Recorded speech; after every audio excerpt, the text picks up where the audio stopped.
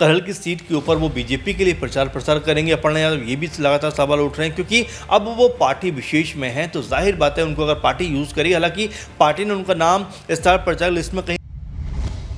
उत्तर प्रदेश के उपचुनाव से पहले यादव परिवार आमने सामने हैं, लेकिन इस परिवार की नज़दीकियां और बढ़ने वाली हैं जब इनके समर्थन में रैलियां होंगी। कौन करेगा इनके समर्थन में रैली और कौन है जो एंड टाइम पर प्रचार प्रसार कर कर करहल जैसी सीट की तस्वीर को बदल सकता है। हालांकि उत्तर प्रदेश में 9 सीटों पर उपचुनाव होने वाले हैं, लेकिन इस उपचुनाव से पहले अगर हम बात करें करहल सीट की, तो क्या यहां से एंड टाइम पर उतारा जाएगा प्रचार प्रसार के लिए अपर्णा यादव को? और अगर अपर्णा प्रचार प्रसार के लिए उतरती हैं, किसके लिए? अनुजेश यादव के लिए। तो फिर तेज प्रताप के लिए कौन प्रचार प्रसार करेगा? और क्या वाकई ऐसा भी है कि अगर उत्तर प्रदेश के उपचुनाव से पहले बीजेपी में बात नहीं बनती है अपर्णा की, तो क्या समाजवादी पार्टी एक ऐसे उम्मीदवार का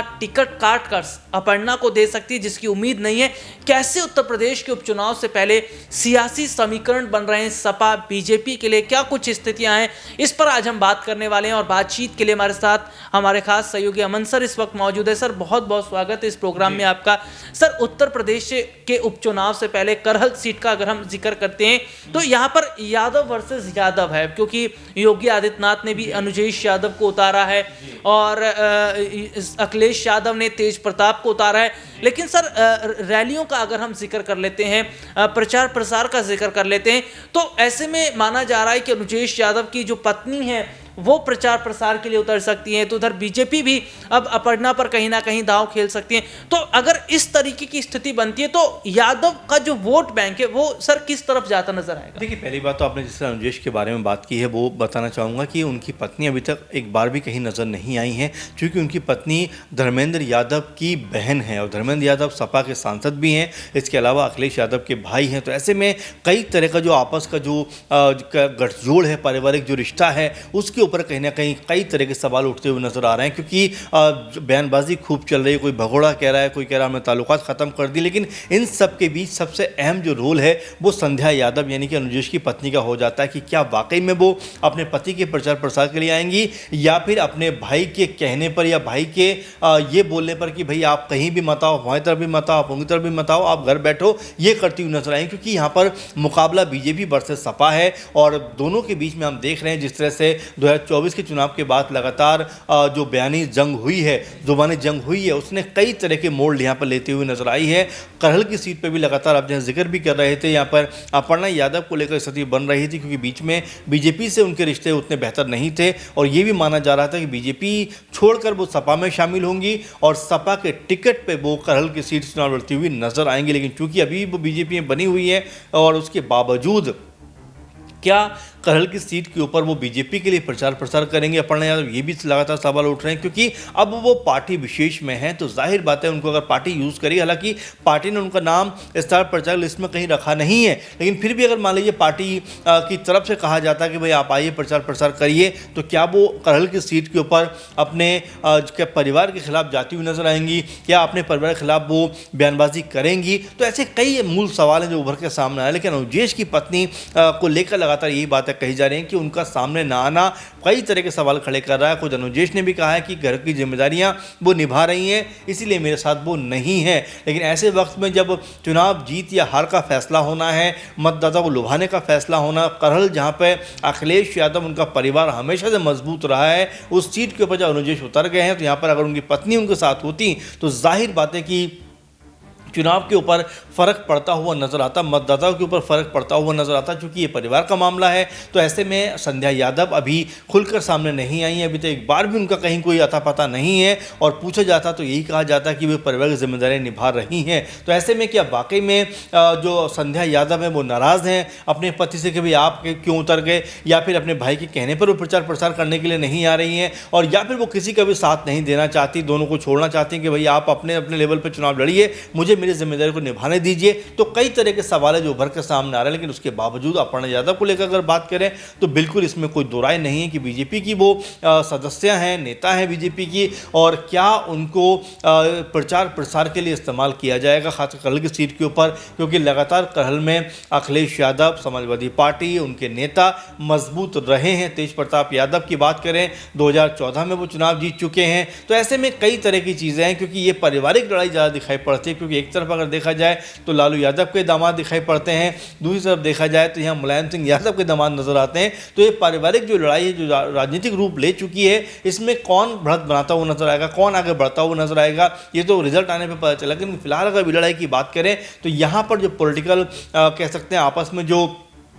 प्रतियोगिता चल रही है, उसमें तेज प्रताप यादव का पलड़ा थोड़ा सा भारी दिखाई पड़ रहा है, क्योंकि 2014 में यहाँ से वो कह सकते हैं एमपी चुने गए हैं। तो ऐसे में उनको लोग जानते हैं। अनुजेश यादव को अभी अपने बारे में, अपनी चीज़ों को रखना पड़ेगा, लोगों से मिलना पड़ेगा, और सडनली आगे चुनाव लड़ने का मतलब ये है कि आप लोगों के बीच कम्युनिकेट नहीं कर पाए, इसलिए आपको मेहनत ज़्यादा करनी पड़ेगी। फिलहाल इस सीट के ऊपर यादव वर्सेस यादव का जो मुकाबला है, ये किस तरफ जाएगा, ये देखना मेरे ख्याल से बहुत इंटरेस्टिंग होने वाला है। जी, और देखिए वाकई अनुजेश यादव को बहुत ज़्यादा मेहनत करने की ज़रूरत इसलिए है क्योंकि अनुजेश यादव से ज़्यादा पकड़ तेज प्रताप यादव की है। और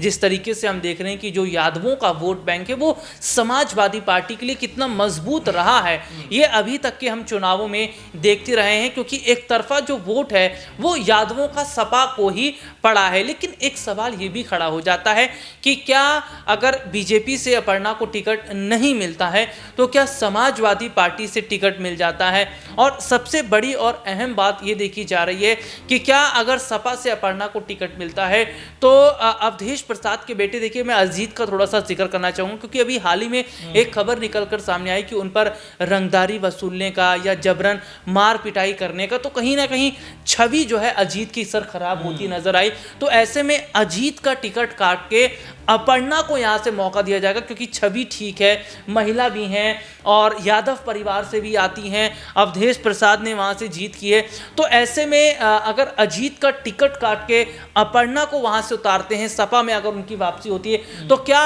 वहां से नामांकन भरने के बाद क्या जीत अपर्णा की तय हो सकती है? देखिए बिल्कुल, अभी तो सिर्फ कयासबाजियों में है कि अपर्णा यादव सपा में आ जाएंगी, वहाँ से टिकट मिल सकता है, चुनाव लड़ सकती हैं। अभी बहुत सारा उनको मेहनत करनी पड़ेगी, और आती भी हैं, क्योंकि राजनीतिक तौर पर देखा जाए तो बहुत एक्टिव नज़र नहीं है। 2-3 साल के अंदर जिस तरह से जनसंपर्क उनको करना चाहिए था, लोगों के बीच में रहना चाहिए था, वैसा कुछ दिखाई नहीं पड़ा है, नंबर एक बात। दूसरी बात कि अगर मान लीजिए आप सपा की बात करें, अगर मान लो बीजेपी ने उनको मिल्कीपुर से उतार दिया, यहाँ पर फिर अखिलेश यादव क्या करते हुए नजर आएंगे, ये अपने बड़ा सवाल है। हालांकि अजीत के ऊपर आपने सही कहा, कई तरह के मामले इस तरह के हैं जहाँ पर उनके खिलाफ जो है एक माहौल तो बना, लेकिन वो माहौल क्या बाकी उनको बेअसर कर देगा, ये भी एक प्रश्न उठता है कि अजीत जिस तरह से उनके पिता कह सकते हैं अवधेश प्रसाद ने यहाँ से चुनाव जीता है और उसके बाद सांसद भी बने हैं, तो कुल मिलाकर जो वोट बैंक है वो उनके कह सकते हैं कि उनकी तरफ आने का इशारा करता है। और यहाँ पर अजीत अगर चुनाव में उतरते हैं अजीत प्रसाद, तो यहाँ उनकी भी जीत की संभावनाएं बढ़ती हुई दिखाई पड़ेंगी। लेकिन अपर्णा यादव अगर मान लीजिए बीजेपी से उतरती हैं तो उनको संघर्ष करना पड़ेगा। लेकिन हाँ, आपने सही कहा कि अगर यहाँ पर अगर उनकी वापसी की इस तरह से अगर सपा कुनबे में होती हुई दिखाई पड़ती है और सपा भी अगर उनको यहाँ से चुनाव में उतारती है, तो ये एक बड़ा झटका बीजेपी के लिए होने वाला है, क्योंकि एक तो ऑलरेडी वो यहाँ पर जो कह सकते हैं सांसद का चुनाव हार चुके हैं उनके प्रत्याशी अवधेश प्रसाद ने सांसद का चुनाव यहाँ से जीता है। इसके बाद अगर मिल्कीपुर में भी उनको हार मिलती है बीजेपी को, तो ये एक बहुत बड़ा झटका होगा। और बीजेपी को झटका देने के लिए समाजवादी पार्टी किसी भी हद तक जाने को तैयार है, क्योंकि 9 सीटों पर चुनाव होने वाले हैं आने वाले दिनों में। जो एक बची हुई सीट है उसके ऊपर भी चुनाव होता हुआ नजर आएगा। लेकिन ये आप जरूर मानकर चलिए कि सपा ने अपने आप को, अपनी चीज़ों को काफ़ी मजबूत कर लिया है, ताकतवर बना लिया है, क्योंकि जब से अयोध्या में अखिलेश यादव के प्रत्याशी, अखिलेश यादव की पार्टी के नेता अवधेश प्रसाद जीते हैं, उसके बाद से समाजवादी पार्टी काफ़ी ज़्यादा फॉर्म में नज़र आ रही है, काफ़ी ज़्यादा मजबूत दिखाई पड़ रही है। उपचुनावों में अगर यहाँ से अजीत ही उतरते हैं जैसा कि लग रहा है, तो वो भी यहाँ पर एक बड़ा इम्पैक्ट डाल सकते हैं। अगर अपर्णा यादव की वापसी होती है तो ये भी एक संभावना बन सकती है कि चलिए मान लीजिए अगर मिल्कीपुर में अभी ना उतर पाएँ, आने वाले दिनों में 27 में चुनाव होंगे, तो हो सकता है कि अपर्णा यादव यहाँ चुनाव लड़ती हुई दिखाई पड़े। जी, बहुत बहुत शुक्रिया सर आपका। और वाकई कयासबाजियों का दौर तो देखा ही जा रहा है, लेकिन अपर्णा यादव पर जहाँ नज़र बनी हुई है तो वहीं करहल सीट पर भी नज़र बनी हुई है कि आखिरकार अनुजेश यादव के समर्थन में क्या उनकी पत्नी प्रचार प्रसार करती नजर आएंगी। इधर बीजेपी क्या अनुजेश यादव के समर्थन में क्या वाकई उनकी पत्नी प्रचार प्रसार करेंगी, क्या अपर्णा को भी उतारा जाएगा? उधर तेज प्रताप की तरफ से क्या डिंपल को उतर सकती हैं प्रचार प्रसार के लिए, खुद अखिलेश उतर सकते हैं? और क्या रहेगा करहल सीट का वाकई असली करहल सीट का असली दावेदार कौन रहेगा और जीत किसकी होगी? ये तो खैर चुनाव के जो रिजल्ट हैं उसमें पता चलेगा, लेकिन क्या उपचुनाव से ये भी साबित हो जाएगा कि आखिरकार उत्तर प्रदेश की जनता किस नेता को सबसे ज़्यादा बड़ा मानती है, चाहे अखिलेश यादव हैं या फिर योगी आदित्यनाथ? इस प्रोग्राम में इतना ही, आपसे फिर दोबारा मुलाकात होगी, तब तक के लिए इजाज़त दीजिए, नमस्कार।